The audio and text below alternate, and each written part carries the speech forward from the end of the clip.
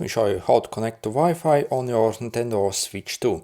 So all we really have to do is we simply have to go in the settings over here and then click on your internet settings. Okay, and in the internet settings again click your internet settings, and next we are simply going to select our Wi-Fi network over here. So simply in the networks found, click on the Wi-Fi network that you want to use, click the A button or simply click, and then simply enter your password over here. And next simply click OK, and it'll try to connect. And as you see, we have our Wi-Fi running, and also over here we can easily test our connection as well. So you can launch this, and you can also like measure basically the download and upload speeds. So it will take some time.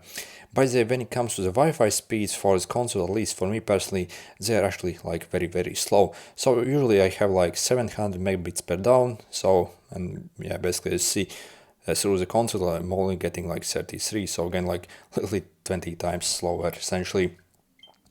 Also, if I go back also here, also as you see in the frequency band, I'm not ever able to actually connect to any network that uses 5 GHz.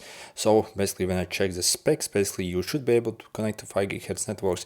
Again, in my experience, I have actually tried like 3 different networks, and again, I have actually never like succeeded connecting basically on those.